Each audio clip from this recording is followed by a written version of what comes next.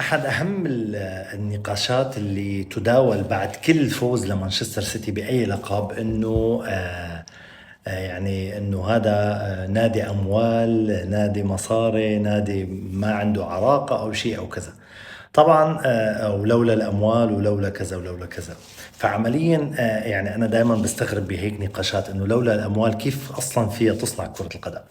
هلا بالزمان عواد صديقنا قال انه اكيد الانديه التاريخيه، يعني انت اذا قصدك بالنقاش انه ما فيك تشتري تاريخ بكره القدم، ايه اكيد ما فيك تشتري تاريخ، بس بالاموال فيك تشتري حاضر ومستقبل، فيك تبني مستقبلك بكره القدم. يعني مانشستر سيتي من 2008 استراتيجيه عظيمه جدا وحكينا عن مراحلها. لولا الاداره الحكيمه وصرف الاموال كيف جابت كل هاللاعبين؟ انا بتذكر بال 2008 2009 في اصلا لاعبين نجوم عرض عليهم مان سيتي لانه كان المشروع حديث، ما رضيوا. اما هلا الناس بتتقاتل لتروح تتعاقد مع مانشستر سيتي. كيف قدر يجيب بيب جوارديولا يعطيه ثاني اعلى راتب، وبيب جوارديولا بنعرفه من الافضل او الافضل في العالم في عالم التدريب، كيف قدر يجيب هذا المدرب العظيم يعطيه 23 او 22 مليون يورو بالسنه؟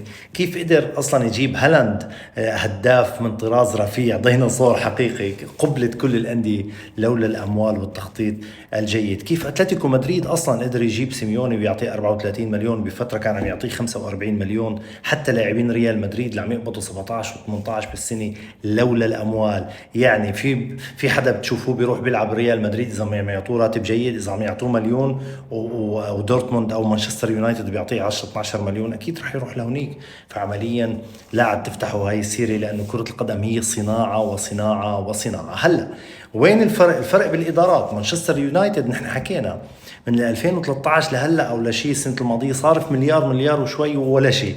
فعمليا هون الاداره والمانجمنت، تغيير المدربين، استراتيجيات، تعاقدات فاشله، لانه ما في حكمه بالاداره. ما بين مانشستر سيتي اثبت انه اداره حكيمه، استراتيجيه جيده، مدرب جيد، افضت الى نتائج وسيطره كبيره.